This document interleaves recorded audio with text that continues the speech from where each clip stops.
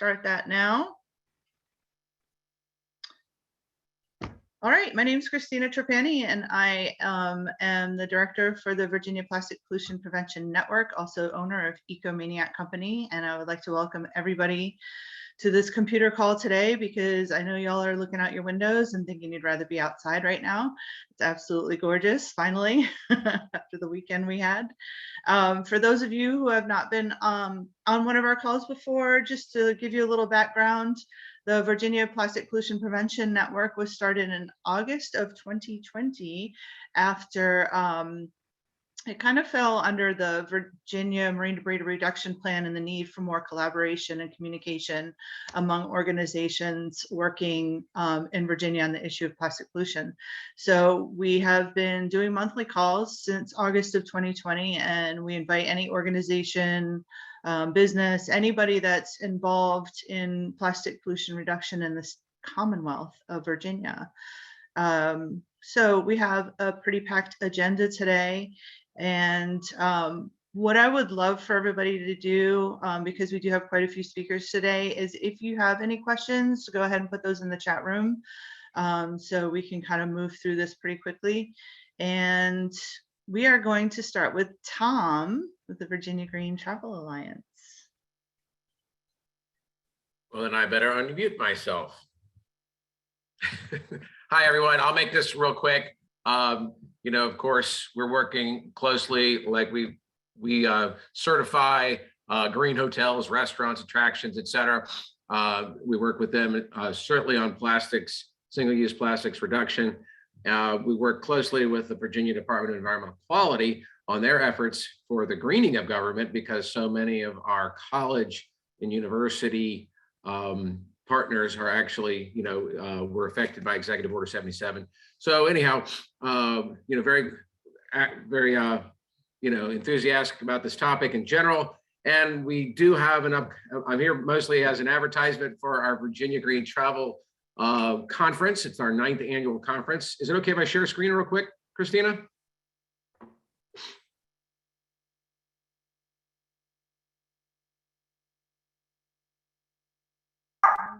Okay. I have barking dogs again. So, okay, I've just made you co-host, so you should be able to share screen. Okay, very good.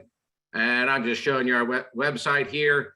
You know, certainly we're focused on the tourism industry. So we're, you know, the theme around this is building back greener, the future of sustainable tourism in Virginia. And we have, you know, we're focusing on wind and, but certainly lead-based construction and things in our conference.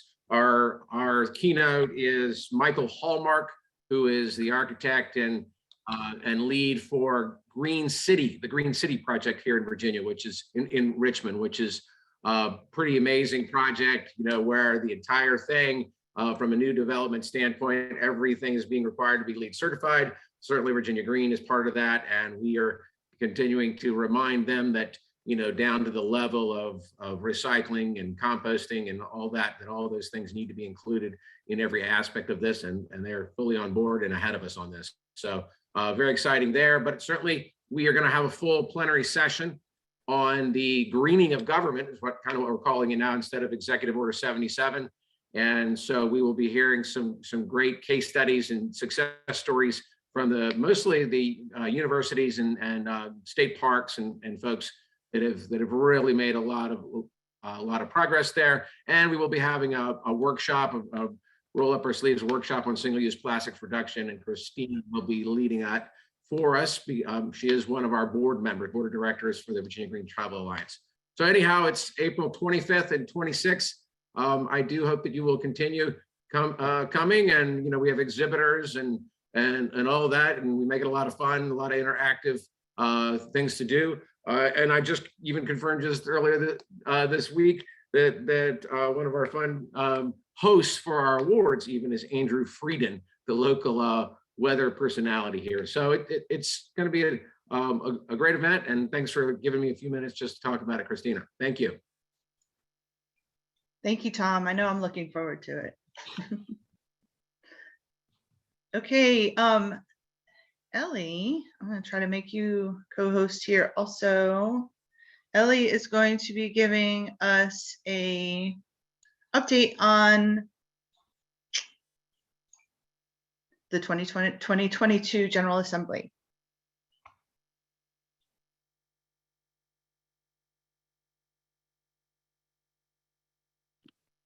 Let me see, I'm trying to get it to share. I'm sorry, I'm having some issues with that. Okay. Is it working? No, not yet. I have got it up if you want me to go ahead and. That would be awesome. Thank you. My computer, I think, is a little too old for some Zoom technology. I'm realizing slowly. I can't do those fun backgrounds people have, nothing like that. So awesome. Well, thank you so much. Yeah, so my name's Ellie Beamer. For those of you I've not met, I am the State Director for Environment Virginia. And we are, one of the many groups that have been working on plastic related legislation in the General Assembly here in Virginia. So I was going to just tell you about what's happened. You can go to the next slide. We have, I would say there were really three priorities that emerged in this legislative session. The first was extended producer responsibility. So that is, focused a lot on packaging and single-use products that we use for only a few minutes, but we get in excessive amounts of them when you go to the store. And so extended producer responsibility would incentivize the manufacturers to use less products that harm our environment. So it's developed so that, like, if there's no way to recycle a product near you and it is a material that will end up in the environment forever, they'll have to pay a higher fee than if it is in a less material and something that you can recycle nearby. That's sort of the concept there. So that was the first priority. The second was a beverage deposit program, or what's known as a bottle bill, a lot of places. And then there was the third priority of just defending a lot of the great work people have done over the past several years. So being able to put a fee on plastic bags, banning intentional balloon releases, and the ban of single-use and takeout, or single-use foam takeout containers. So those are the three big defense things that we had to focus on. So go to the next slide and I can tell you a little bit more about what happened with each of these. So there was actually three extended producer responsibility bills. I think this has been kind of talked about a lot in a lot of people's districts recently. None of them knew that the other ones were putting them in. So it's pretty exciting that, this is actually something that a few of our delegates are knowing about. We probably knew that this year this wasn't going to pass. It was the first year we put a bill in for it, but it was able to start the conversation about it, really hear how much our state legislators knew about the issue, what they sort of thought about it, and where the opponents to the bill were at. So the bill, all of the three of the bills died in their first subcommittee, but they will be incorporated into a study. And I do think that there is an opportunity to continue the education around this whole idea over the next year, because I think a lot of people do want to see a better way to fund our recycling programs. And that's what this would be. Just kind of get them to kind of understand what that means. So that's what happened with extended producer responsibility. And you can go to the next slide and I can tell you about the bottle bill. So the bottle bill, I think, is a priority to a lot of people. I think this year we weren't sure that it would make sense to really pursue a full thing for both bottle bill and extended producer responsibility. So there wasn't a lot of work to identify somebody to champion that effort. So we were actually, I think 90% of the people were surprised to see that there was a bottle bill that got filed this year, which, obviously an exciting thing to have. But we did have somewhat of an unenthusiastic patron. He was asked to put in the bill by the Can Manufacturers Institute, who are really supportive of bottle bills and increasing the recycling of their cans. They're one of the easiest things to recycle, and bottle bills mean that they just get higher quality material back. So they were the ones that were behind the bill, but didn't really have a lot of ground effort. Delegate Hope pretty much got up and said, I'm okay if you guys kill the bill. Will you just put it in with the study with the extended producer responsibility? So that's what happened to that bill this year. So there wasn't really even much of a discussion on it. And then the third thing was really plastics defense. What emerged to be the only thing that was really threatened was the foam bill. There were 2 budget amendments, both in both chambers, that it's a real sneaky way to try to roll this back, but they put in budget amendments to delay it by 5 years and have it be studied more. So this made it into both houses or both chambers' budgets. So right now, the budgets are in what's called conference. And so that means that basically behind closed doors, there's like 12 people who decide Virginia's budgets over the next couple of years. And so based on what the 2 different chambers passed. And so they're working out all of that now. So there still is an opportunity to get that language out of the final budget that will come out. Basically, by delaying it for 5 years, we're giving large chains even more time to comply with this.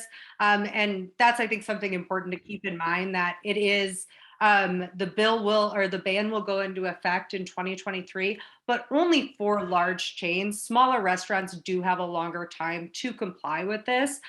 So these large chains are already doing this in DC, already doing it in Maryland. They can do it here in Virginia as well. So that's still the only ongoing thing, even though session's over. Virginia doesn't have a budget, so session goes on for a little bit longer.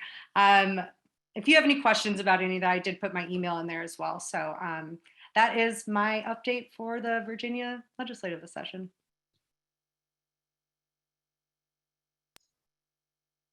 Ellie, thank you so much. Like I said, if any of you have any questions, please feel free to put them in the chat room for Ellie, and we're going to go through all our speakers, and then we can talk about or answer questions afterwards. So now we're going to get on to our main topic for today, which is plastic bag fees and ordinances in Virginia. We've got a lot of localities that are working on getting these ordinances passed, and we thought this would be a good opportunity to kind of catch up with some localities that have already passed the ordinance and are already 3 months in now, and just find out kind of the what's been going on, the challenges, the unexpected things that might have happened. So we're going to start with Nell from Roanoke, and she's going to give us the rundown of what's going on with the bag fee in Roanoke. Thank you very much, Christina. And just to give, many of you might already know this about Roanoke, but I'll give you a little historical perspective. Probably as long as 12 years ago, we started to put some sort of a plastic bag ban or tax in our legislative package, and pursued that year after year, trying to sort of hook it up with whatever might have been going to the General Assembly. And it wasn't until recently, when they passed the plastic bag tax, that we were able to act on that. So my point is we were the first community to adopt the tax. And it's because we've been waiting for it for a long time. So super proud of Roanoke for taking a leadership role in this particular arena. So we went to council in May. It became effective July 1st, and it was in the stores on January 1st, 2022. So for those of you that were following the plastic bag tax, you may be aware that the guidelines were not published until September 1st. And there were some details in there that we needed to be able to go forward and launch the bag tax. And that slowed us down a little bit. That wasn't a long time to roll out all the education and outreach and the things that we wanted to do. So we started in September with a letter that went to all of our vendors. One of the snafus, I'll just sort of pepper these with some of the trip ups we had along the way, but one of the things that we had trouble with is finding a comprehensive list with the convenience stores. They really weren't able to give us that in the treasurer's office. We worked with different people in the city and economic development. Nobody had that list. So to do it just sort of the old fashioned manual way, we got on and just started Googling things, and then cross-section that with our GIS platform and tried to sort of double check that. And I think we did a good job, but I'll tell you a little later on, we went out into the community and still missed a few. So that was a challenge for us to make sure that we hit all the vendors and let them know that that tax was coming. So we sent out a letter in September.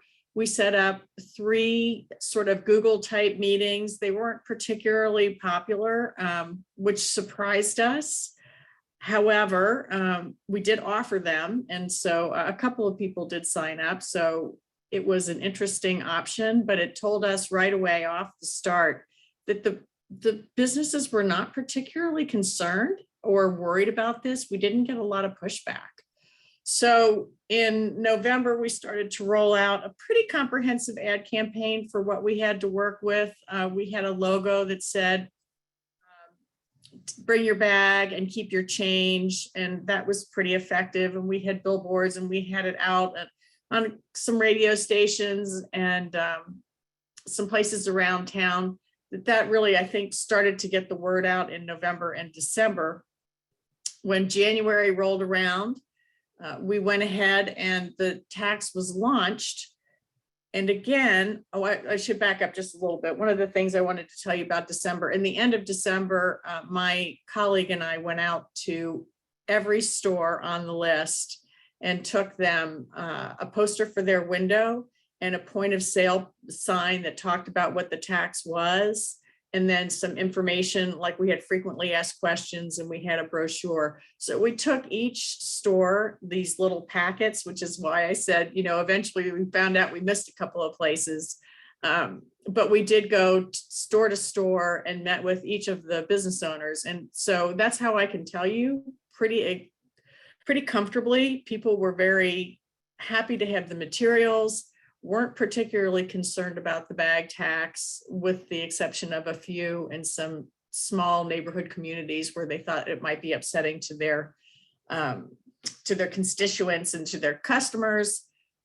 We listened and also reminded them that the SNAP and WIC bags were going to be available, and also they don't have to charge the tax, they just have to pay it. So there were a few people that opted for that. So it rolled out January 1st. Again, not a lot of feedback from the stores. We did have a little bit of kickback from our community, mostly on social media, not so much as phone calls directly to me. I was the contact on, if you want to learn more, you could come directly to me.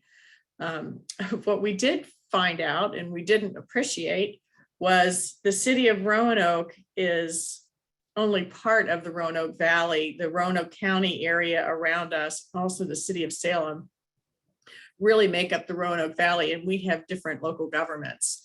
So the area that we had the most confusion with was Roanoke County stores started charging for the tax without checking to see that the tax didn't apply to them. And we had a couple of hardware stores that were also charging for the tax. They were in the city, however, they weren't a grocery, pharmacy, or convenience store. So they were charging for the tax. So what we really came up with as our biggest implementation problem was people charging for the tax that didn't need to.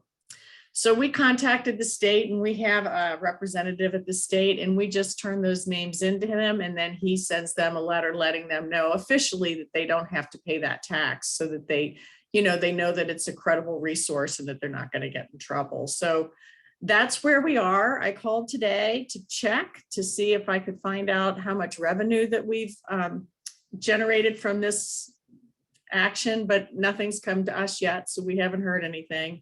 And I have not had a complaint or a call in probably 6 weeks. So we think that's pretty successful. And we continue to give bags out to low-income families through WIC and SNAP, and also through United Way and Feeding America and some other local organizations we feel like directly touch those communities, the Council on Aging, agencies such as that.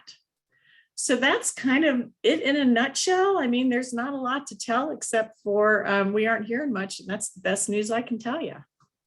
Does anybody have any questions, or is there anything I can add to that? Yes, Mark.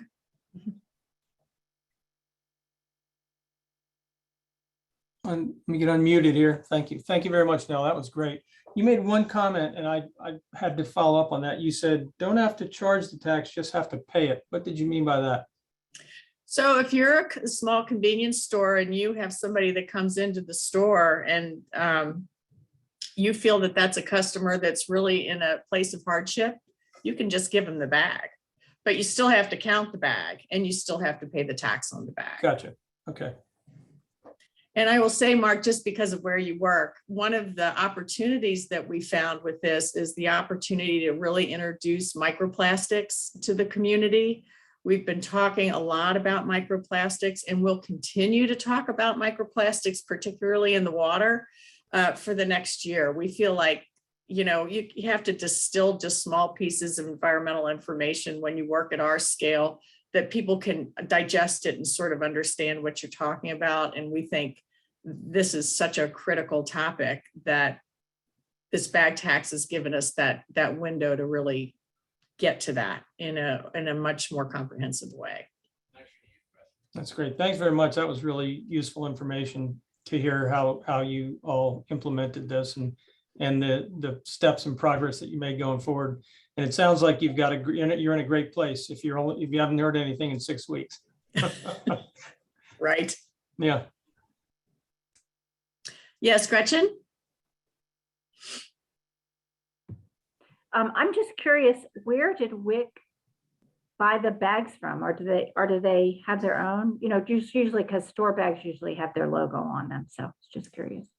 No, we actually supplied those. So the city fronted us my office some money to go ahead and buy those. And at first we were only going to give them to SNAP and WIC. But after a lot of discussion, we decided, although the tax won't reimburse us for it, we felt like we needed to broaden that scope quite a bit. So we gave a bag to everybody in the housing authority. All of our Section 8 families got a bag. We've had a lot of success putting them in the libraries where any citizen, because, you know, again, you don't want to also restrict people that it's only low income, right? If there's somebody that really feels that they need a bag, we want them to be able to access that. So that's sort of our channel for everybody, is through the libraries. And then again, like United Way, Feeding America, Council on Aging, those are the places where we're going to sort of try and get them into other low income families' hands.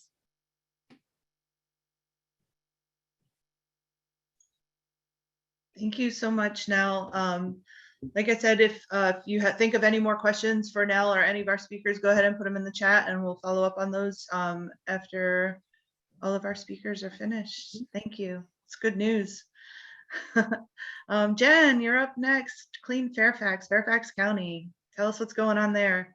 Okay, so we don't have anything to do really with the implementation of it. This was a county agency, the Office of Environment and Energy Coordination manages the implementation of it. And I reached out to them in advance of this meeting and I was like, you know, I haven't heard any blowback. No one's calling my office to complain. Like, have you guys heard anything? And so I got some notes on how things are going. I will say right off the bat that I have no information on how WIC and SNAP clients are being served. I'm still trying to track down that information. So I don't have any information with that. I will say that they set up like a hotline, like an email box where people could call either with questions or complaints or kudos or whatever. And it has been very quiet, that office said. Mostly people are calling to either tattle on stores that they think are not collecting the bag fee, and they should be, or tattle on stores that they are saying are collecting the bag fee but shouldn't. So there's lots of snitching which I think everyone would expect out of Northern Virginia. But there is not a lot of complaining. So the weekend the bag fee went into effect in Northern Virginia, so that would have been Arlington, Alexandria, and Fairfax County. I went out to a couple of stores. Now I live in Prince William County. And some of the Prince William County stores were charging for bags that weekend of January 1st. Now I think that was a glitch in the matrix because the next week they were not. But I was really hoping that they were just sort of going to give up the ghost and say, you know what, like all of Planning District 8 is pretty much in on it. So we're just going to go ahead. But the Harris Teeter that I went to, the next week, they were not charging for bags. I will say that the most interesting piece of all of this is that all of the Wegmans in Fairfax County just got rid of plastic altogether. And they are only giving out paper bags, which they are charging for, but because paper bags are not as in the ordinance, they don't have to give that money to the Department of Taxation. As you can see, this is a picture that I took just the other day. Their paper bags are 5 cents each, and they are donating that money to the United Way and Food Bank. And that is at the Wegmans that is closest to my office, which is right in the middle of Fairfax at Government Center. I think that is happening at all of the Wegmans in Fairfax. They were happy to get rid of plastic bags. I talked to the manager. He said they were glad about the cover. They did not get a lot of pushback, some surprise from people who didn't know that this was coming, but then they were like, oh, all right, well, let me go get my bags in my car, kind of, you know. So it was I can tell you that it was one of the easiest battles ever won in Fairfax County on the environment. The public hearing was overwhelmingly positive. Despite the fact that Andrew Wheeler showed up to try to talk about how important plastic is. There was one of the local managers from Food Lion was there to speak against it, but then the sustainability person from My Organic Market, Moms, was there to say how they have never had used plastic bags and they managed to keep opening stores all over the place. And so it was overwhelmingly a positive experience. The folks in the Office of Environment and Energy Coordination, I think, are kind of surprised that they're not getting as much pushback. Whenever I go to the grocery store, I see lots of people with their own bags where I didn't before. I'm, you know, I sort of linger. I do self-checkout because I like to use the app at Wegmans, especially. But I linger and listen in on other people's conversations. And I'm like waiting for there to be some like big fight, and there just isn't one. So I just saw that City of Falls Church passed the ordinance. And so now we just have a couple little tiny holdouts like City of Fairfax and Prince William County in the Northern Virginia area. So I don't know, Prince William County's got a lot of other stuff going on right now, so I don't think this is a priority. But I can't imagine that City of Fairfax is going to be the only you know, non-store in the area, the little tiny area in the middle of all of Planning District 8. But you never know. But it really has been a pretty non-contentious you know, program to roll out. I mean, I really have just not heard a peep out of anyone. There hasn't been, I haven't gotten any rude emails. No one's hit our socials. If you follow us on Twitter or on Facebook or on Instagram, we can be kind of provocative sometimes. We've got nothing about bags, except how happy people are. So that's the update from Fairfax County. You know, we still have all of our plastic bag toolkit information at our Litter Free Virginia, litterfreeva.org website. So if there are folks on the call who are working with their municipality and you need talking points, when folks came to us and asked, you know, how can we talk the Board of Supervisors into implementing this ordinance? I said, well, the environmental piece is the stuff that they hear all the time, but they need to also hear about the economic piece. And when I got up and I talked about the environmental piece, that was just a little bit of what I spoke about. I also talked about the environmental justice issue, about how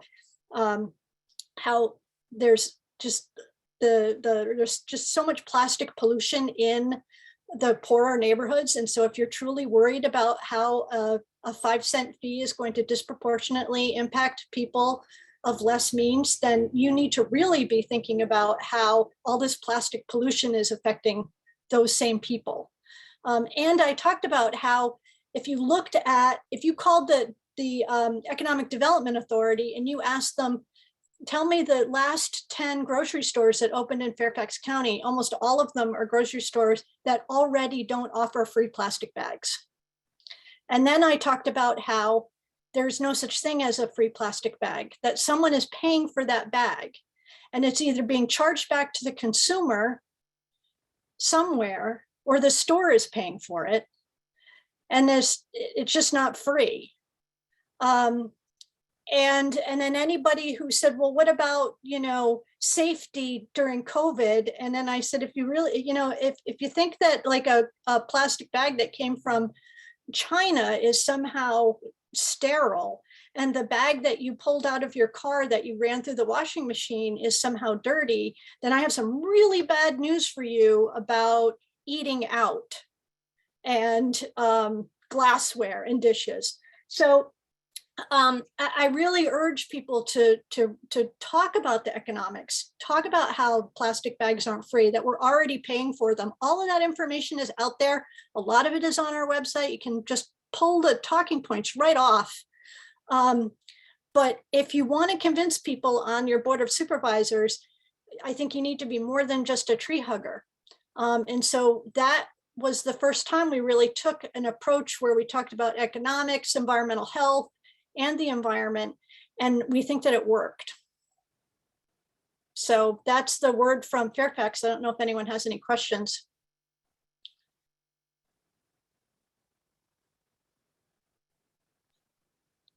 Thank you, Jen. Really appreciate that. So pretty positive, it sounds like. There is a question in here. Well, we'll go through the questions afterwards. So next we're going to hear from Dean from Arlington and his plastic bag update. Okay, thanks, Christina. I won't go on too long because I don't want to be a broken record here after Nell and Jen. Yeah, Arlington, you know, I work for or volunteer for a nonprofit, and as far as I know, Arlington has not done any studies on the effect of the plastic bag, because the Solid Waste Bureau is starting its new solid waste management plan and trying to implement the county board's goal of having a plan to get to zero waste by 2038. So nobody has really looked at this officially. So all I really have is anecdotal information.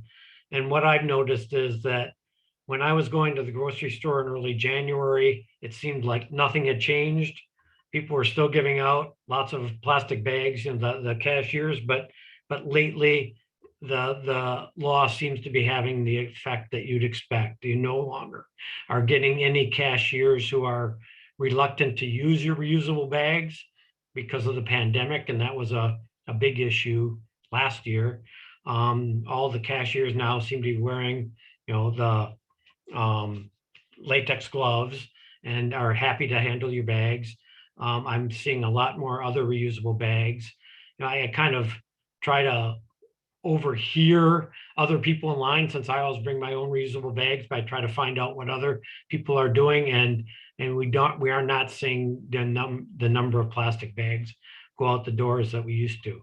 In CVS, when you check out now, you are asked if you want plastic bags, and I believe if you say yes, you get charged for them. So I do think that that the law is taking effect. I've heard no complaints. My main concern is in a place like Arlington, where you have a lot of really wealthy people, that a 5-cent tax isn't going to necessarily deter people. But I do think that we're seeing enough people adopting reusable bags that maybe there'll be some peer pressure to push people to do that. As Nell and Jen talked about, the issue of having nearby jurisdictions that don't have the bag tax. Falls Church was our only neighboring jurisdiction that did not have a tax, and I guess that will go into effect either April 1st or July 1st. So we won't have the issue that they've had in the Roanoke Valley of any kind of confusion there. Arlington is giving away a lot of reusable bags through WIC and through other venues, and that seems to be going smoothly. So yeah, I think this has all been going much better than I had anticipated. I haven't had any issues here to speak of. I'm happy to answer questions.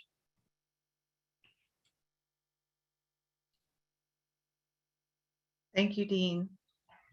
It's great. So those are the 3 localities that have already implemented the fee tax.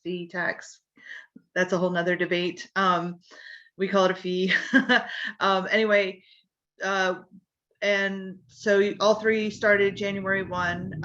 Mark Swingle from the Virginia Aquarium is going to talk about the campaigning that we're doing here in Virginia Beach, and leading up to introducing this ordinance to our Virginia Beach City Council.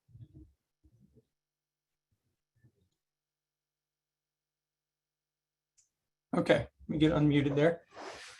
Thanks, everybody, and thanks for those presentations. That was great. It's great to hear from other areas that have been successful with this. So as Christina mentioned, we've been working here locally now, really, I guess, especially since the turn of the new year. We've really sort of ramped up our efforts a bit. We've started. We have a local coalition. There's a number of groups in it. Christina is one of the folks in there. Some representatives from Lynnhaven to River Now are involved in this group. Myself with the aquarium, and of course we've spoken with a lot of other folks and have other folks joining in as well. Our strategy at this point, we've started to meet with local groups and to build awareness. We developed some talking points, and I'm smiling at Jen up in Fairfax, because if she saw our talking points, she'd know where we borrowed a lot of the material. But we've developed a good talking points document that we've shared with folks that we're meeting with, and we've really recently been out there just meeting with groups, mostly local committees with local government and things like that, but a number of different groups. We've also met with one business group, and we're looking for others to meet with as well to build this awareness.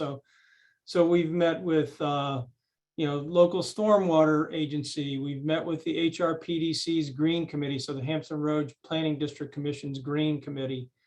We have an organization, a commission within the city that's part of the city's waste management division called the Clean Community Commission. And we met with them just the other evenings, Christina and I, and gave our presentation on this issue. And really, to a group of the groups that we've met with so far, they've all agreed to support the initiative, which is important, because I'll use the Clean Community Commission as an example. I mean, it's a group that's formed officially by the city of Virginia Beach. Even though they're not all city employees, it's a commission that already is tasked with things like managing litter cleanups and education around this issue. So that's very important. And in fact, just using them as an example, we think that would be a good place for the city of Virginia Beach to direct this funding that comes back to the city that's required to be used for mitigation and things like that.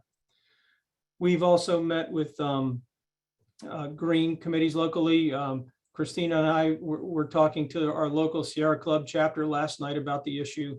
And once again, we've also developed some templates. We have a template where essentially for an organizational sign-on and support letter that can be sent to our city council, and which is the group that's going to end up having to approve this. So, and we also have an individual letter template that we've developed for an individual that wants to reach out to our city council to support this. The other thing I wanted to mention, and I won't talk too much longer, the other thing I wanted to mention is we also, one of our members, Karen Worrell, led the charge on this. We reached out to Kroger, to the company Kroger, which also owns Harris Teeter. And that was really powerful. We actually spoke to their corporate affairs manager in Richmond, and Kroger was fully supportive of this effort. And in fact, their companies made a commitment to remove plastic bags from their stores by 2025. So regardless of how this effort is going forward around the state, their companies made that commitment. So they were right on board.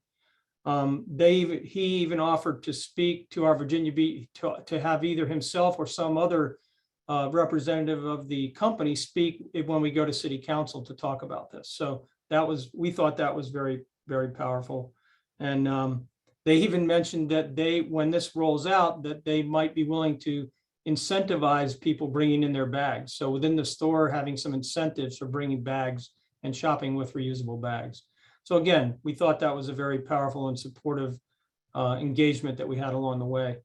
So as far as the timeline goes, right now we're hoping to probably late May get before city council to do a briefing for them. That's what we've met with a couple of city council members already. We know of at least one council member that's on board as being supportive, and we suspect there are others. We just haven't really individually met with them and gotten a commitment yet. But we're hoping to get this on the council agenda, because what the several people that we have met with said, well, first of all, you need to brief the city council on the issue formally so that they're aware of it, and then you can make your request for them to take action. So I would say, if you had to pin us down, our goal is to have this in place by the end of the year. So, we'll do our briefing in May and bring all of our ammunition in terms of all of our support and folks like that. Then hopefully we'll request city council take some action and get this in place. And then hopefully we can have this implemented by the end of the year is kind of our goal at this point. And Christina's on the team too, so I can defer to her if she has any questions.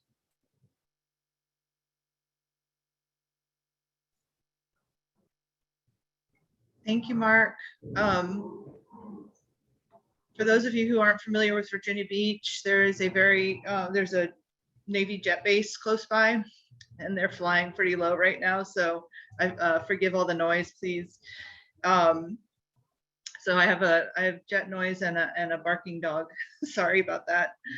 So I'm going through the chat room, and if anyone has any questions that they would like to ask, if you go onto your little menu at the bottom of the screen where it says reactions, there's a way you can raise your hand, and that will help us kind of find you on the screen here.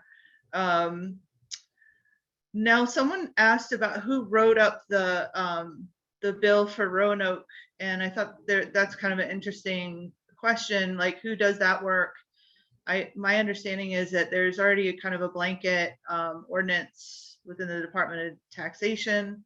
Would you mind talking about that a little more? No, that's fine. Because the guidelines weren't published, we didn't have all the information. So they weren't going to publish the guidelines until somebody adopted the ordinance. So it was little back-ass words in our opinion, but our city attorney's office, David Collins, wrote the document and to the best of our ability, and we went ahead and adopted it with that. And then after the guidelines were published, there were a few things that we felt like were like definitions and things that we wanted to be consistent with the guidelines. So we went back in and amended those so that they would be in accordance with the guidelines. So we're always happy to help share that information. And if anybody wants that language, they're welcome to use it.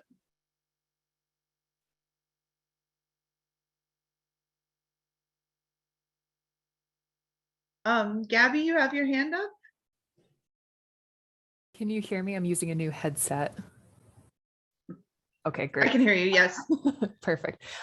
Mark, my question is for you. CBF has some student leaders in Virginia Beach who are interested in supporting the effort to get that ordinance in place. Is there any specific action or recommendation you have for how they can be a part of that effort or what they can specifically do?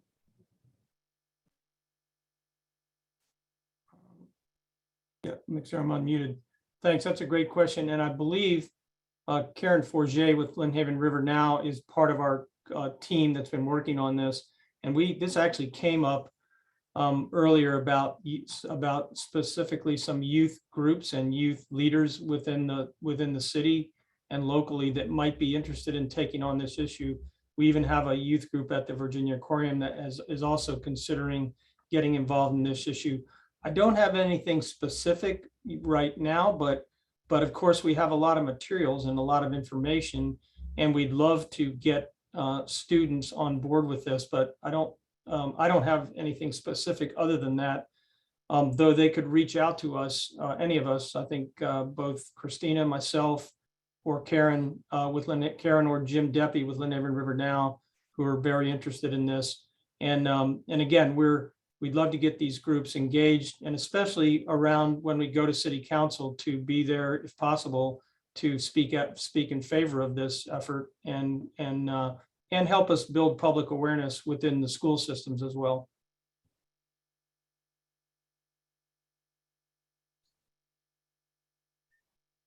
Becky, I see your hand up. Yes, thanks, Christina. Mark, I had a question for you from Chesapeake. So of course, we're watching the Virginia Beach initiative very closely. And my understanding is that you plan to bring this up in April to council. Is that correct? The first part of my question. Yeah, I think there was a newspaper article that came out on our efforts down here to essentially start this process and build awareness. And like with a lot of things that happen in the media, it came out a little before we were completely up to speed with a lot of things. And we think April's we're not going to be able to get on the city council's agenda in April at this point. Believe it or not, they build out their agenda like 6 to 8 weeks out. And it's just difficult to get on board. Plus, April is their big budget month where they're approving the budget and discussing the budget. So it's a challenge to get on in April. So we're looking at May at this point. We don't have an exact date yet, but we're looking at May to get on the council agenda for our initial briefing. Okay, thanks. Yeah, I know that was what the media said. So I'm glad you Right. clarified that. Right. And have there been efforts other than your meeting in Richmond with the Kroger Corporate Affairs? Have there been efforts to identify and interface with local businesses that would be affected by this? Well, as I mentioned, we're still relatively new and out there, and our team's not that large, but we have actually, for example, we met with the Atlantic Avenue Association, and I actually was not at that meeting, but I think Christina was, so she might be able to share a few more words about that. But that's one group that we've definitely met with, and we're actually identifying other groups that we want to meet with now and trying to get on their agendas as we move forward. Yeah, the interesting thing about the Atlantic Avenue Association is I don't think there was anyone there that would actually be required to implement the fee, but there was a question from a restaurant owner who was asking how he would implement the fee in his restaurant. So there's still a lot of education to be done about who is actually affected by this and who isn't. So yeah, I think that was the big takeaway from that meeting, but it wasn't from that particular meeting, and there's a lot of businesses down at the oceanfront, the resort area. We didn't really get any good or bad feedback that I recall, nothing that really stood out. But I know that the oceanfront business owners definitely want to keep that oceanfront clean. So we will be revisiting that group at some point, I believe. The other thing I would share on that particular question is that when we do the presentation, because we know we're going to be talking to groups that are not impacted by this particular legislation, but we include in that obviously it doesn't preclude a business from taking action themselves to essentially get rid of single-use plastic bags. They can choose just to not use them and come up with alternatives. As you've heard from other places, there are places that have decided to charge a fee, even though it's not part of the official taxation plan that this legislation created. So, but we like to share that information because there are, as we all know, there are a lot of businesses out there that don't use single-use plastic bags and have nothing to do with grocery stores or convenience stores. So it's certainly something that any business can take action on and proactively do. I see some hands up. I see Nell, you have your hand up. Yeah, and I'm just reading over in the comments over here about the take a bag and leave a bag. And we had that idea as well at our local libraries for people to drop off excess bags for the community just to pick up and take. We had some COVID reservations about that, but I think at some point we probably will. And I see that it looks like some people in DC are doing that as well. So they're addressing it over here in the chat. I just thought I would share that we too think that's a great idea.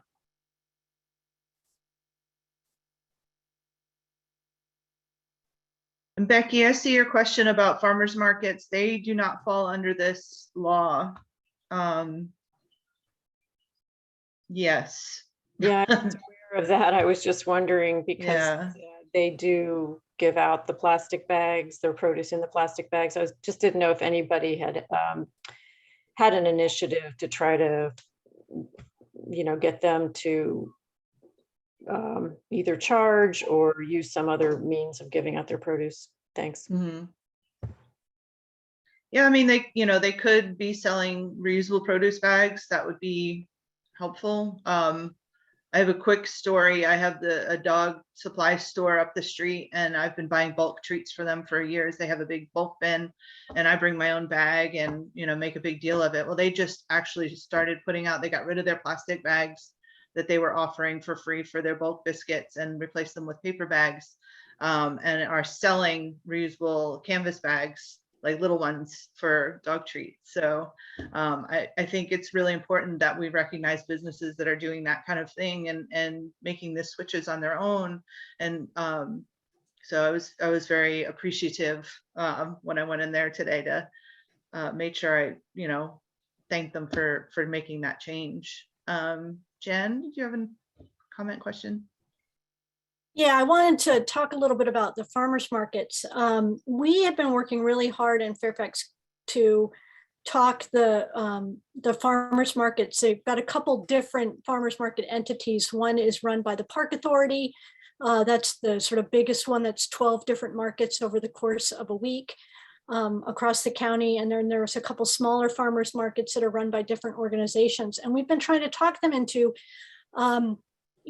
designating a couple of them to be plastic bag free. Not necessarily like if you buy a loaf of bread that's already in a plastic bag or a bag of greens that's already in a plastic bag, but getting rid of those t-shirt bags, right, that are hanging from the pop-up tents. And we can't get any traction. So we picked a couple of years ago that really like the kind of the hippy dippiest farmers market in Reston, one of the oldest farmers markets in the area. And we would table there at least once a month with 500 reusable produce bags that we would just give out.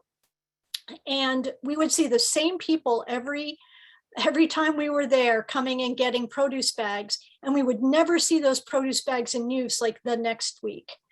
And so we finally just gave up, because unless it comes from like the upper levels of farmers market management, that they're going to just like, okay, if you want to be a vendor at our market, you need to like cut down your number of bags, or we're going to help you have paper bags, or any number of things.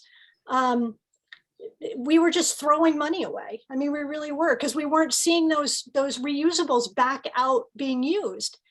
And we were contacted by the Virginia Farm Market Association, who we like very much. And we've done a couple webinars with them on ways that farmers markets can go plastic free.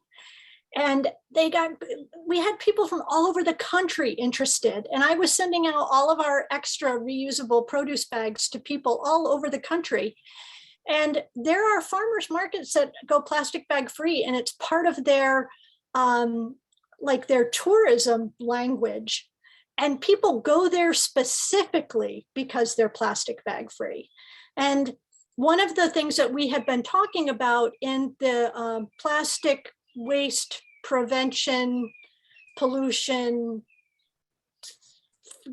committee, whatever that thing is called that I sit on, that the governor put together, the last governor.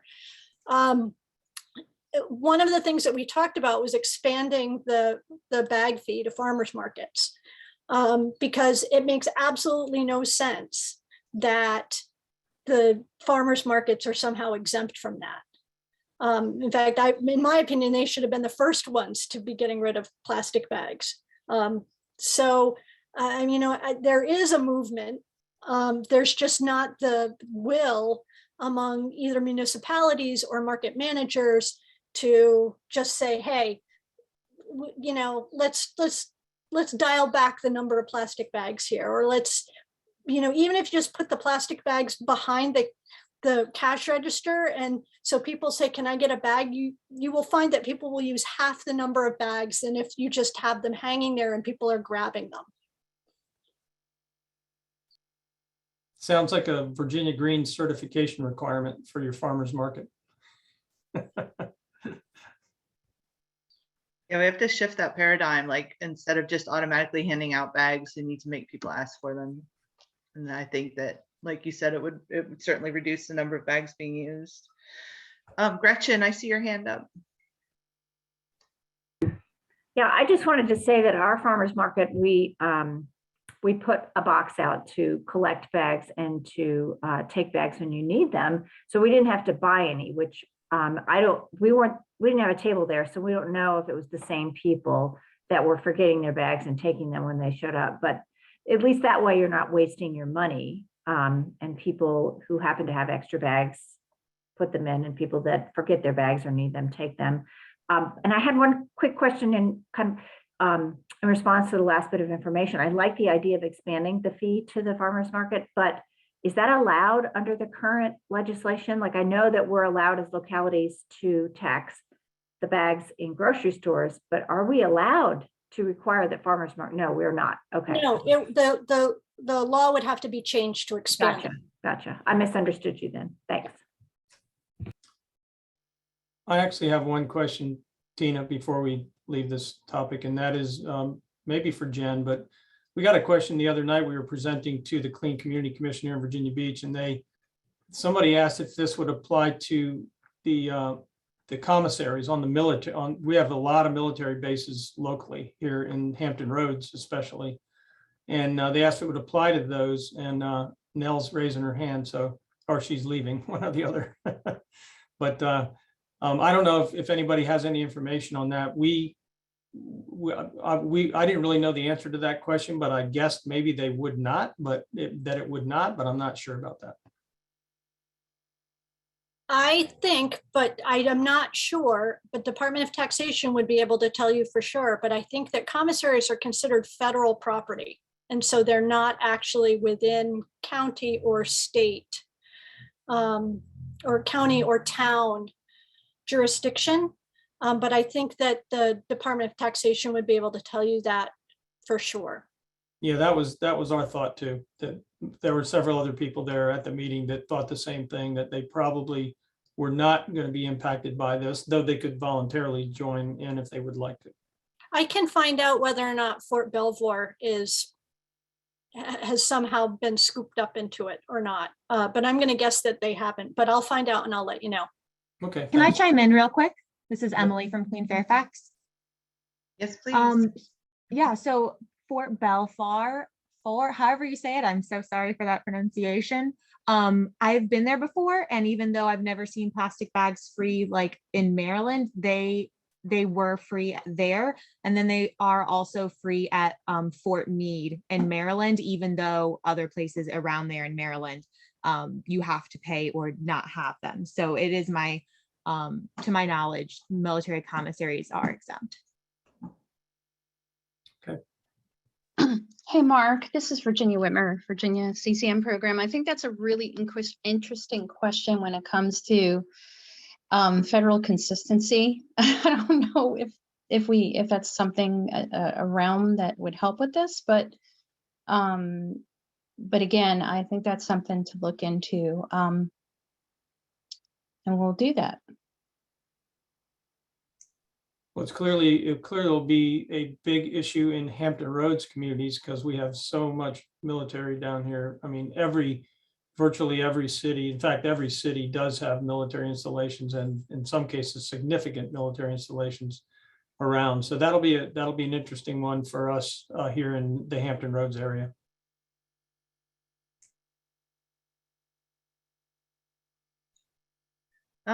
Someone in the chat was asking about like the end of life for reusable shopping bags. And that is a great question, because what do you do with those shopping bags once they have outlived their usefulness? And in many cases, I don't know the answer to that. Earth 911 might be an option to look into. TerraCycle. I know Chico Bag will take their bags back and they recycle them into something else. The regular boxy bags, at one point someone told me those could go into the Trex recycling, but I don't know if that's actually true, and that's not a question I've asked. Cotton canvas might be able to go to, I think there might be some like textile recycling options in the area, but that's again a good question for the Google. So I think it is really important that bags that are purchased are of a good quality, that are going to last a long time, because there may not necessarily be an end of life option for them. So, you know, if you have a bag that rips after 3 or 4 uses, then it's no better than a single-use plastic bag. I don't know if anyone else has any comments on that. There was a link in here, Michelle put it in here for a stock of reusable bags. So I've been getting these emails lately too. It's repurposedmaterialsinc.com, and basically it's like pallets of mislabeled items, or you know, things that some company got that they can't use, and they put them on this website. So I did see there was a pallet of reusable shopping bags. It was from a zoo out in the, I can't remember what state it was, but they had like thousands of bags that had the wrong email address on them or something like that. So they were trying to sell these bags off at a big discount. So that is a great option just to look into, not just for reusable shopping bags, but other items on there as well. It's repurposedmaterialsinc.com. And Michelle also asked the question about reaching out to smaller ethnic grocery stores. Does anyone have any comments about that? I mean, I think when you're doing outreach to, Nell's already gone, but it sounded like they did some pretty extensive outreach to anyone that was affected. I don't see how we could do that here in Virginia Beach. The number of stores that would be included under this law in this city would be, we would need a much bigger team to do something like that. I don't know if anyone has any comments. Let's see. I don't know if we touched on this, but I think we did touch on it a little bit. Stores that, like for example, the Wegmans, the plastic bags, only the plastic bags fall under this law, but there's nothing stopping anyone from charging 5 cents for a paper bag, or really getting rid of plastic bags altogether, or charging for plastic bags, but it has to be done in a different manner. If you're charging for plastic bags and it's not under the ordinance, then you're basically selling a retail item, and it would need to be counted as a retail item, and you would actually have to tax that retail item. So if you were charging 5 cents for a bag, then you'd probably, if you had multiple bags and it came out to be 30 cents, then you would have to actually charge that sales and use tax on top of that and treat it as a retail item. So I think, you know, if that question ever comes up. Does anyone else have any questions, comments, concerns, plans, motivations from this talk? Y'all are too quiet. Well, it's 3:10, and that means if no one else has any questions, comments, that we are done here. And we really appreciate everybody joining us today. Thank our speakers. And I think that's it. That's all I have. Thanks, Christina. Thanks, Dean. Great job, everyone. Thank you. We'll see you all at the Virginia Green Conference in April. Thank you, everyone. Have a good day.